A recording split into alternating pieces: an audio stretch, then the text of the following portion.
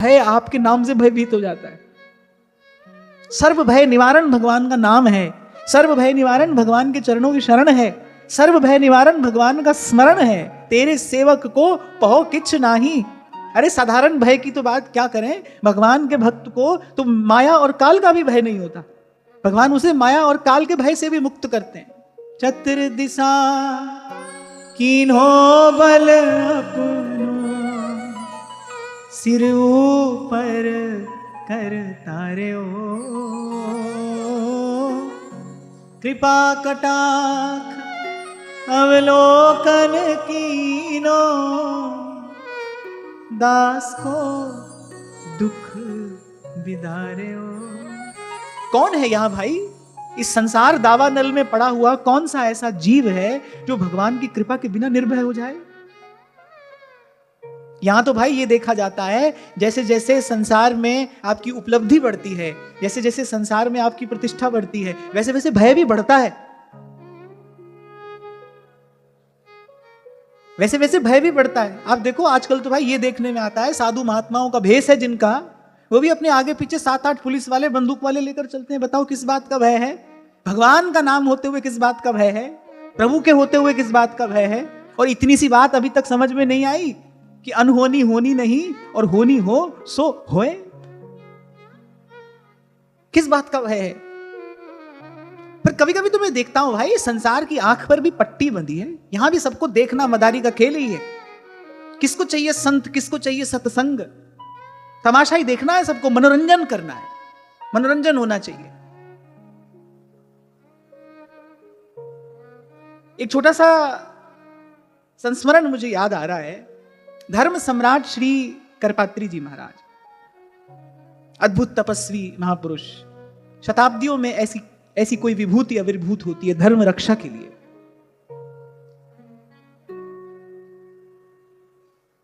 उनको एक बार सरकार ने कहा कि सनातन धर्म की रक्षा के लिए आप अथक परिश्रम कर रहे हैं, पर जो कुछ विरोधी विजातीय तत्व हैं वो किसी प्रकार की कोई ऐसी अनर्थकारी चेष्टा न करें। तो सरकार ने कहा भाई हमारा ऐसा कहना है कि आप सरकार द्वारा सुरक्षा व्यवस्था स्वीकार कर लीजिए, हम आपकी सुरक्षा व्यवस्था करना चाहते हैं, आप सुरक्षा व्यवस्था स्वीकार कर लीजिए। और प्रातः स्मरणीय पूज्य चरण श्री स्वामी जी ने क्या कहा? बोले ये जो मेरे नाम के आगे धर्म सम्राट कहा गया है ना, बोले जब तक मैं धर्म की शरण में हूं, बोले ये तो संतों का और भक्तों का दिया गया एक प्रकार से सम्मान है। मैं इसके विषय में कुछ कहता नहीं, पर वस्तुतः तो मैं धर्म की शरण में रहने वाला हूं। जब तक धर्म की शरण में हूं तब तक मेरा अहित कोई नहीं कर सकता। और बोले जिस दिन ये तमाशा मैं अपने लिए स्वीकार कर लूंगा, उस दिन मैं धार्मिक नहीं रह जाऊंगा। कहां रह जाएगी धर्म की शरण? बात तो कहना बहुत आसान है भाई, बड़ी बड़ी बात करना बड़ा सरल है। जबानी तो हिलती है, क्या होता है? बात बनाने में जाता क्या है? कुछ भी तो नहीं। पर जो वस्तुतः धर्म की शरण में है, जिसको अपने जीवन में भगवत कृपा की अनुभूति है, उसको ये सब नहीं चाहिए। अरे भगवान का भक्त माया और काल से भयभीत नहीं होता। 1.25 लाख नाती और 100 रावण घर दिया नवाती, धूल में पड़ा है, उसको कोई रोने वाला नहीं है। तुलसी बाबा कह रहे रहा न को रोमनी हारा। बोले देखो दशानन की क्या दशा हो रही है, इसको कोई रोने वाला नहीं है। तभी तो कल आपको कह रहा था भाई, एक बात समझ में आ गई तभी आनंद आ रहा है। एक बात यह समझ में आ गई कि तमाशा हो रहा है, रंगमंच सजा है। कल कोई अपना कर्तव्य दिखा रहा था, आज कोई दिखा रहा है, कल कोई दिखाएगा। इसलिए मैंने कल कहा था इसको बहुत ज्यादा सीरियसली लेने की जरूरत नहीं है, गंभीरता पूर्वक इसको लेने की कोई आवश्यकता नहीं है। गंभीरता पूर्वक करने का तो एक ही काम है, राम सिमर और राम सिमर। माया को संग त्याग, हरिजू की शरण लाग। जगत सुख मान मिथ्या, झूठो सब साज है। राम सिमर राम सिमर, एही तेरो काज है। राम सिमर राम नाम सिमर। और संतों की, गुरुजनों की कृपा से जो प्रसाद मिला, उसी प्रसाद के बल पर मैं आपसे ये बात कह रहा हूं, तेरे सेवक को बहु किछ नाई। प्रभु का जन कुछ भी हो पर भयभीत नहीं हो सकता, उसको भय नहीं है। किसी भी काल में, किसी भी स्थिति परिस्थिति में उसको भयभीत नहीं कर सकता है कोई। भूखा नाहर द्वार पर बैठा गरज रहा है, भूखा सिंह भेजा है राणा जी ने, बोले बस ये छोड़ आओ भाई साहब के महल के दरवाजे पर, बाकी काम तो ये अपने आप कर लेगा। अब वो भूखा नाहर था, खोल दिया पिंजरा। अरे जो बर्छी भाला लेके जो ड्योढ़ीदार खड़े थे वो भी सब भाग गए, उस भूखे नाहर की गर्जना सुनकर वो भी भाग गए। महल में कोलाहल मच गया। जो सखियां सहेलियां थी मीराबाई की, जो सेवा में रहती थी, वो सब चिल्लाने लगी और बिल्कुल निश्चिंत निर्भय, एक हाथ में बैजंती माला अभी अभी बनाई थी गिरधर लाल को धारण कराने के लिए, और एक हाथ में भोग का थाल। जा तो रही थी गिरधर गोपाल की ओर और बस महल के मुख्य द्वार की ओर चल पड़ी श्री बाई सा। सखियां सहेलियां चिल्ला रही हैं, क्या करने जा रही हैं आप? अरे वहां पर कोई ड्योढ़ीदार भी नहीं खड़ा रहा है, आप कहां जा रही हैं? और मीरा बिल्कुल निर्भय, बिल्कुल निश्चिंत। वो कहती है कि तुम व्यर्थ में ही चिंता कर रही हो। मीरा के द्वार पर, मीरा के गिरधर के अतिरिक्त और कोई नहीं आ सकता। कौन आएगा मेरे पास? मेरे स्वामी के रहते और मेरे समर्थ स्वामी के रहते, उनकी इच्छा के विरुद्ध कौन आएगा मेरे पास? मेरे द्वार पर जब भी आएंगे मेरे प्रभु ही आएंगे, और बस ले जाकर एक हाथ से माला पहना दी उस भूखे सिंह को, और वो जो अमनिया का थाल था ना, वो हाथ से आगे कर दिया। जैसे आप गैया को गुड़ खिलाते हो ना, ऐसे मीरा अपने हाथ से उस भूखे नार को खिला रही है।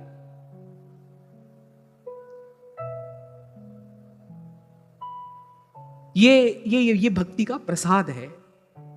इसलिए कल मैं आपसे कह रहा था भाई, प्रयास तो ये होना चाहिए किसी प्रकार भगवान की सत्ता का हमको अनुभव हो। आपकी जो अंतरात्मा है, आपकी जो चेतना है, वो इस बात का अनुभव कर ले कि हाँ प्रभु हैं और मेरे संग हैं, मेरे सहाय हैं। मन को चैन तो भाई उससे पहले नहीं मिलने का।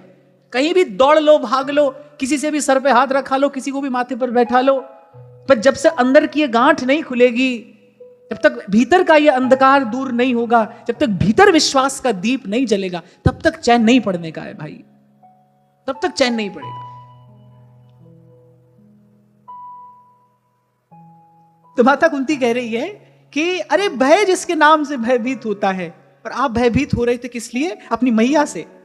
मैया हाथ में छड़ी लेकर खड़ी है कि कन्हैया आज मैं तुझे मारूंगी, आप बंधे हैं रज्जू से। हे दामोदर, आपकी उस छवि का ध्यान करके, और माता कुंती कह रही है मैं मोहित हो जाती हूं कि कैसी लीला करते हैं आप। इसीलिए कहा तुमरी कृपा ते तुद पछाना। आपकी कृपा के बिना आपकी लीला के रहस्य को कोई नहीं जान सकता, कोई नहीं पहचान सकता। और जैसे मैं कई बार आपको कहता हूं ना भाई, भजन क्यों करना है? क्योंकि गुरु की आज्ञा है, और गुरु की आज्ञा के निवारण का कोई कारण नहीं है। प्राण जाए पर गुरु की आज्ञा का उल्लंघन नहीं, उसका अतिक्रमण, उसकी अवज्ञा नहीं होनी चाहिए। जब सब सप्तऋषि आए माता पार्वती को समझाने बुझाने या परीक्षा लेने, किसने बचाया? उनकी बातों में यदि आ जाती, कैसे मिलते महादेव? किसने लगाए रखा? एक इसी भाव ने। आप हमारे अपने भक्तों के सुख के लिए, आनंद के लिए, मंगल के लिए, कल्याण के लिए कर रहे हैं, और इसी भाव से भगवत लीला का, भगवत कथा का चिंतन, श्रवण और सेवन किया जाना चाहिए। और हो जाते हैं भगवान भयभीत हो जाते हैं, दिखाते हैं ऐसी ऐसी लीला भी भगवान दिखाते हैं।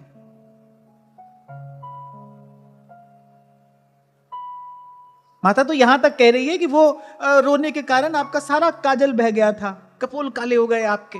पहले तो आपका वो श्याम श्री अंग, श्याम वर्ण, और उस पर वो काजल की रेख, और आप रोते रोते आप पोंछ रहे थे अपने अपने नन्हे नन्हे कर कमलों से अपने अश्रु। फिर वो जो काजल था वो आपकी हथेलियों का भी स्पर्श पा रहा था। आपकी उस छवि का जब ध्यान करती हूं, जैसे विमोहित सी हो जाती हूं। क्या प्रभु आपकी लीला है, कैसा कैसा खेल आप अपने भक्तों को सुख प्रदान करने के लिए खेलते हैं।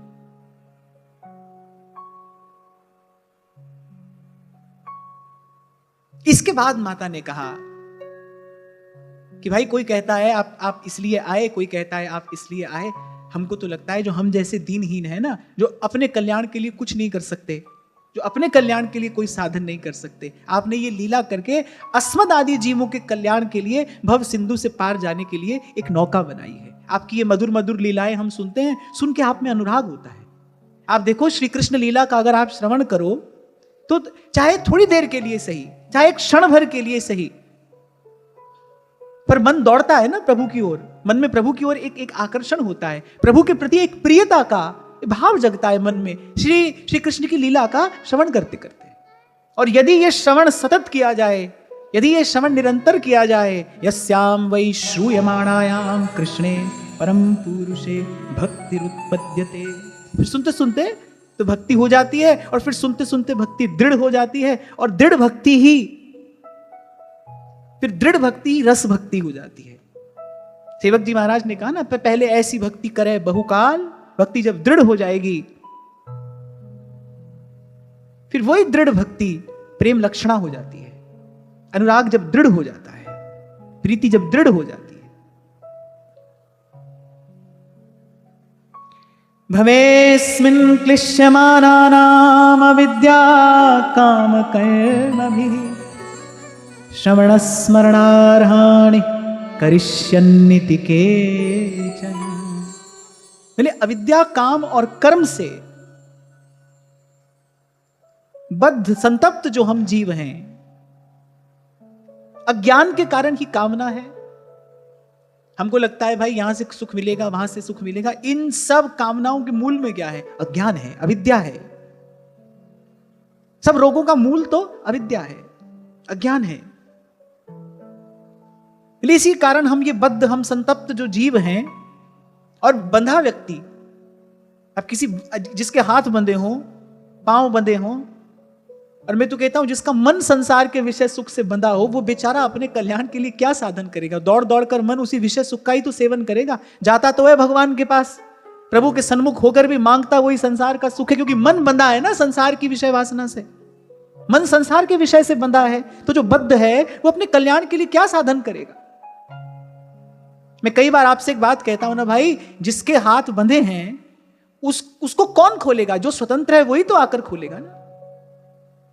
और गोस्वामी जी कह रहे हैं, पर बस जीव स्वबस भगवंता,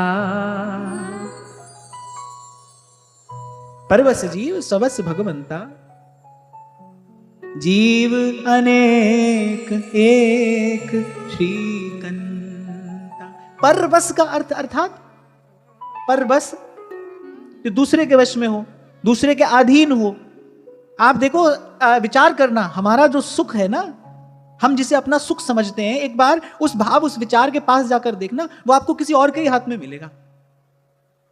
हमारी जो सुख बुद्धि है वो या तो किसी दूसरे व्यक्ति में है, या किसी दूसरी वस्तु में है, या किसी दूसरे स्थान में है, या किसी दूसरी स्थिति परिस्थिति में है।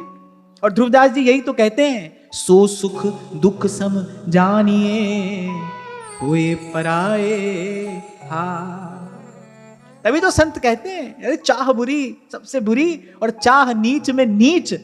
अरे तू तो पूर्ण ब्रह्म था, जो चाह ना होती बीच। जो किसी से आपने अपनी डोर बांधी, और फिर भाई ये दुष्चक्र टूटता नहीं है। फिर तो एक के बाद दूसरा, दूसरे के बाद तीसरा। मैं तो कई बार कहता हूं, संसार की वासना जो है ना, वो रक्त बीज के जैसी है।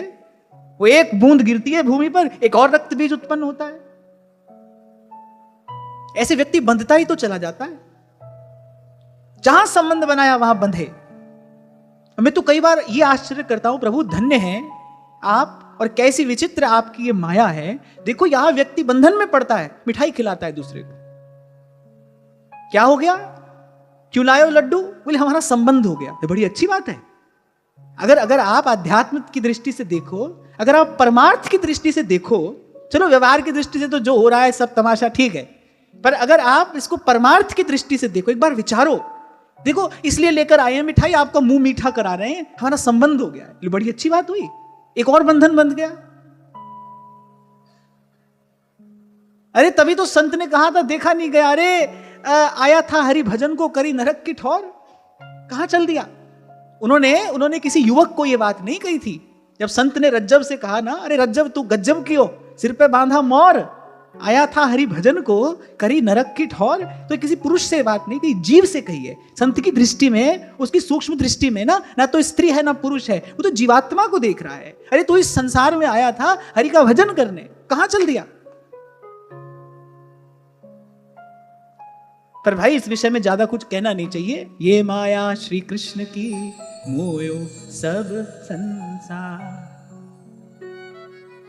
तभी कभी कभी मैं आपसे कहता हूं भाई हमारे पास ऐसा कोई आशीर्वाद नहीं है, मेरे पास तो नहीं है ऐसी कोई शुभकामना, कोई आशीर्वाद नहीं है, और उसके लिए आवश्यकता भी नहीं है। संसार में लगने के लिए आशीर्वाद नहीं चाहिए संत का भाई, संसार से बचने के लिए संत का आशीर्वाद चाहिए। संत का आशीर्वाद संसार में पढ़ने के लिए नहीं लिया जाता है, संसार से बचने के लिए लिया जाता है। व्यवहार से बचने के लिए साधु का आशीर्वाद लेना चाहिए। पढ़ तो अपने कर्म के बंधन से आप रहे ही हो, जो प्रारब्ध है वो तो आपको धकेल ही रहा है उस तरफ, उसमें किसी का आशीर्वाद क्या करेगा? और मैं तो भाई शब्द का आराधक हूं, मैं तो शब्द से ही भगवान की आराधना करता हूं, और मैं प्रयास करता हूं एक भी शब्द मेरे मुख से मिथ्या ना निकले। मैं तो नहीं कहता कभी कि हाँ भाई बड़ी मंगल कामना, बड़ी शुभकामना, ऐसे रहो वैसे रहो, ना। और पहले कभी कह भी देता था, अब तो बिल्कुल नहीं कहता। अब तो मैं बिल्कुल नहीं कहता, क्योंकि भाई ये तो तुम्हारा प्रारब्ध है, तुम्हें मिल ही रहा है। मेरे शब्द की शक्ति तो आपको यहां से हटाकर प्रभु के चरणों में लगाने के लिए है, उसमें डालने के लिए नहीं है। किसी को भजन करना हो, किसी को साधन करना हो, किसी को जीवन निर्माण करना हो, उसके लिए तो मैं शुभकामना दूं, इसके लिए कोई आवश्यकता नहीं है। ये तो जन्म जन्म से जीव भाई ये पिसे पिसाए को पीस रहा है, और जब तक किसी संत के चरणों में सर्वात्म समर्पण नहीं करेगा तब तक पिसता ही रहेगा। जब तब साधु तारसी और सकल परपंच। संत उद्धार करता है। पर जैसे भगवान ने कहा ना, योगक्षेमं वहाम्यहम्, पर किसका? अनन्यास चिंतयन्तो मां ये जनाः पर्युपासते। ऐसे ही जब तक संत के गुरु के चरणों में निष्काम पूर्ण समर्पण नहीं होता तब तक वो 100 कृपा करे भाई। पर अगर आपके पात्र में छिद्र है, वस्तु आ भी जाएगी तो बह जाएगी, रहेगी नहीं।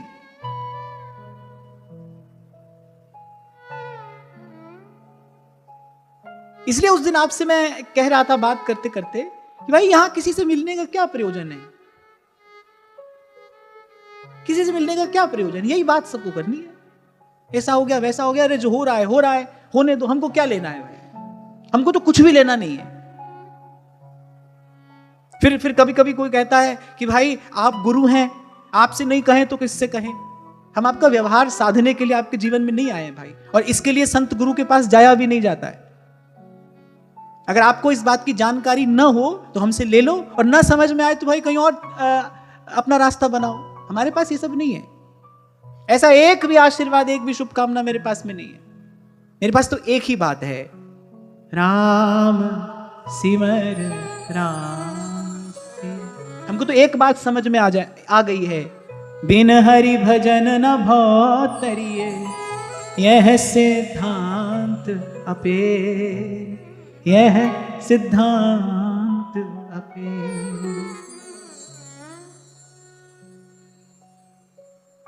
और आगे बढ़ने से पहले आपको फिर ये स्मरण दिलाता चलूं कि संतों का, गुरुजनों का आशीर्वाद संसार के बंधन में पड़ने के लिए नहीं लेना चाहिए, नहीं लिया जाता है। और सच्चा संत होगा तो देगा भी नहीं। भगवान तो फिर भक्तवांछा कल्पतरु हैं, जाके मांगोगे तो दे दें, हो सकता है। सच्चा साधु हुआ तो नहीं देगा, वो नहीं देगा, क्योंकि संत की दृष्टि में स्त्री पुरुष नहीं है भाई, उसकी दृष्टि में तो जीवात्मा है। उसका उद्धार कैसे हो, उसका कल्याण कैसे हो? खैर मैं तो आपको ऐसे ही बता रहा था कि देखो क्या तमाशा होता है, पर परमार्थ की दृष्टि से अगर व्यवहार का विचार करो तो समझ में आता है ना कि जगरी बाता कांची। तभी तो मीरा कह रही हैं, श्याम बिना जग खारो लागे, श्याम बिना जग खारो लागे, जगरी बाता कांची। मायरी माई सावरे रंगराची सावरे रंगराज। अच्छा हुआ ये बात आ गई। मैं एक बात और भी आपको लगे हाथ कह दूं कि ये जो भी लोग अपने बच्चों की ब्याह शादी का कार्ड दे जाते हैं ना हमारे लिए शंभू जी को, ऐसा बिल्कुल मत किया करो भाई। ये हमारी आज्ञा है, मैं कोई प्रार्थना नहीं कर रहा हूं आपसे, ऐसा बिल्कुल मत किया करो। हमारा मुंह मीठा तो प्रभु के नाम से होता है। मेरी बात अगर मैं करूं तो मेरा मुंह मीठा तो प्रभु के नाम से होता है। हमको भी नाम लेने दो और आप भी नाम लो, नाम जपो, नाम भजो। तो ये सब जितनी भी कोई व्यावहारिक चेष्टा आप लोग करते हैं ना, आप ना किया करिए। और एक और बात भी मुझे कहनी थी, जो भी व्यक्ति अपना कोई प्रश्न या अपनी कोई बात लिखकर मेरे पास में भेजता है, वो उस प्रश्न पत्र पर केवल प्रश्न ही लिखकर भेजा करे, आगे पीछे प्रभु का कोई नाम ना लिखा करे। जैसे आप लोग श्री हरिवंश लिखते हैं, जय श्री राधे लिखते हैं, क्योंकि भाई उस कागज का मैं क्या करूं बाद में? यदि उस कागज पर नाम लिखा रहे तो मैं क्या करूं उस कागज का? आज प्रसंग आ गया तो मैं आपसे ये बात निवेदन कर रहा हूं, केवल टू द पॉइंट अपनी बात लिखा करिए, अपना शब्द, बस जो आपका प्रश्न हो वो आप लिखिए। ये बड़ी दुर्दशा है, और विशेष रूप से हम लोगों की तो ये बड़ी दुर्दशा है। मैं अभी उस दिन जा रहा था कहीं, तो मैंने देखा यहाँ छठीकरा से निकलते ही जो पुल बना है, पुल के दोनों ओर भगवान का लीला चित्रण किया गया है, पुल के दोनों तरफ। अगर ये बात कहीं मथुरा निगम के लोग सुने तो उसका इस पर ध्यान दें। पुल के दोनों ओर भगवान की छवि और भगवान की लीला चित्रण किया गया है। अरे लोग वहां पर थूक रहे हैं और जाने क्या क्या कार्य वहां पर कर रहे हैं। ऐसा धर्म का प्रदर्शन करने से कोई धर्म की रक्षा होती है? ऐसा प्रदर्शन करने से धर्म का प्रचार होता है? और मुझे बात कहने में कोई संकोच नहीं है कि यह दुर्दशा केवल हिंदू धर्म में ही आपको देखने को मिलेगी, अन्यत्र आपको कहीं देखने को यह सब नहीं मिलेगा। हमको ही आदत है इतना प्रदर्शन करने की, दुकान के बोर्ड पे ये नाम है। अरे हम तो बीड़ी सिगरेट के कागज पर त्रिशूल छापने से, डमरू छापने से नहीं घबराते हैं।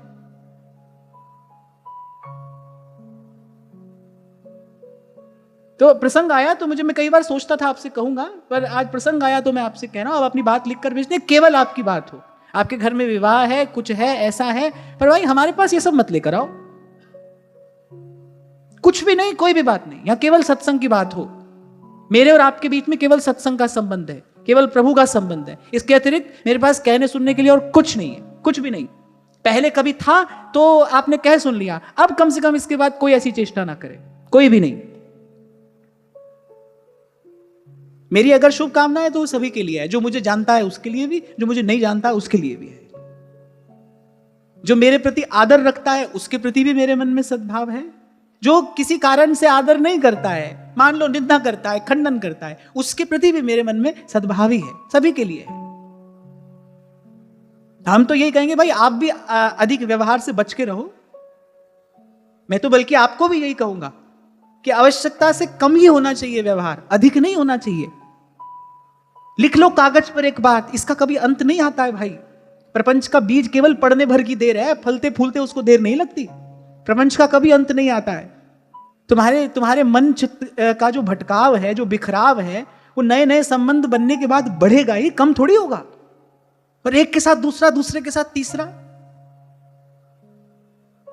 हाँ, मेरी बात सबको अच्छी नहीं लगेगी, पर सच्ची बात है। मैंने कहा ना, आप ज्ञान के कांच से अगर आप इसको देखोगे ना, इस लेंस से अगर आप इसको देखोगे, समझ आएगा भाई यही सच्ची बात है। इसी को अविद्या कह रही है माता कुंती यहां। भवेस्मिन् क्लिश्यमानानाम अविद्या काम कर्म भी, यही अविद्या है जो बांधती ही चली जा रही है जीव को। और आश्चर्य क्या है, क्यों भगवान की माया को आश्चर्य कहा गया? क्यों आश्चर्य है? बोले जीव बंधन में पड़ता है और प्रसन्न होता है, नाचता है, गाता है, उत्सव मनाता है। बंधन में पड़ने का उत्सव मनाता है। संबंध हो गया हमारा, इसलिए उत्सव मना रहा है। ये बड़ी विचित्र बात है। तब संत हाथ जोड़ लेते हैं, कहते भाई कुछ कहना सुनना ठीक नहीं, हाथ जोड़ लो। ये माया श्री कृष्ण की भूयो सब संसार। कभी कभी चोट भी लगती होगी मेरी बात से, मैं जानता हूं कभी कभी मेरी बात से चोट भी लगती होगी, पर भाई जो गुरु की सत्ता है उसका यही कार्य है, अंदर हाथ सहारा दे बाहर मारे चोट। पात्र को आकार तो ऐसे ही दिया जाता है, पर मैं साथ साथ ये कहकर आगे बढ़ूं कि अब भी चेत जाओ, अब भी चेत जाओ तो बिगड़ी बात बन जाए। अब भी यदि आप चेत जाओ तो बहुत गई थोड़ी रही सो बीती जाए, इसका विचार करके अब भी चेत जाओ। पर ध्यान रखना, मैं एक बात कहकर आगे बढ़ रहा हूं, आप ये सोचो ना कि किसी दिन भाई बाहर हमारा सब समाधान हो जाएगा, फिर चैन से बैठकर भजन करेंगे। ऐसा दिन, ऐसा क्षण जीवन में कभी नहीं आएगा, कभी नहीं आएगा। इस कार्य के लिए तो आज अभी उठना पड़ेगा, अभी जो है इसको जैसा का तैसा स्वीकार करके आज ही उठना पड़ेगा। जो सोवत है सो खोवत है और जो जागत है सो पावत है।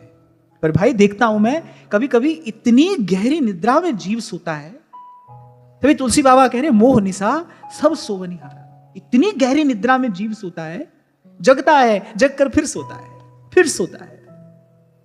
नीति तो यह कहती है जिसके पास स्वयं का विवेक नहीं है, शास्त्र उसका क्या हित कर सकता है, शास्त्र उसका क्या कल्याण करेगा। अभी उस दिन महाराज श्री भी मुझे जाने किस प्रसंग में ये बात कह रहे थे, स्वामी श्री शरणानंद जी महाराज जी बात कहते थे, अपने विवेक का आदर करिए।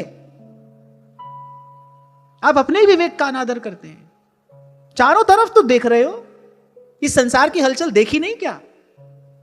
माता को पुत्र के लिए और पुत्र को माता के लिए कभी रोते देखा नहीं आपने? संसार के दुख से दुखी कोई दृश्य नहीं देखा क्या आपने? देखा तो फिर सीखा क्या? जैसे श्री नागरीदास जी कह रहे, दर्पण देखत देखत नहीं। सुबह से लेकर शाम तक दिन में कितनी बार दर्पण के आगे जाते हो, बोले देखकर भी नहीं देखते। कैसे शरीर जर्जर होता चला जा रहा है, केश श्वेत हो गए, चेहरे पर झुर्रियां पड़ गई, सब यौवन कपूर की भांति हवा में उड़ गया, आप कुछ नहीं कर पाए। बोले पर दर्पण देखत देखत नहीं। ये कितना बड़ा आश्चर्य है, कितना बड़ा आश्चर्य है ये।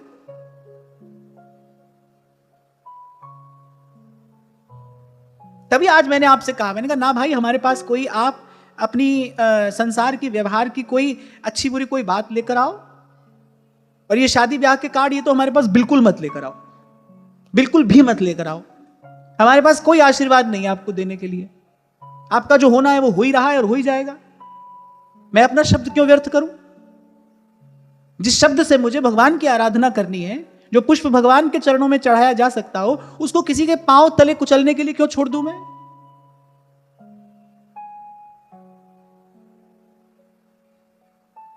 और आप नहीं देख रहे, मैं तो देख रहा हूं। आप नहीं समझ रहे, पर मैं तो समझ रहा हूं। जिसको समझ ना आती हो वो व्यक्ति अज्ञ कहलाता है। उससे यदि कुछ भूल हो जाए तो वो भूल है, पर जो जानता है तो जानबूझकर यदि भूल करे तो भूल नहीं, अपराध है। जानबूझकर किया जाने वाला तो अपराध है।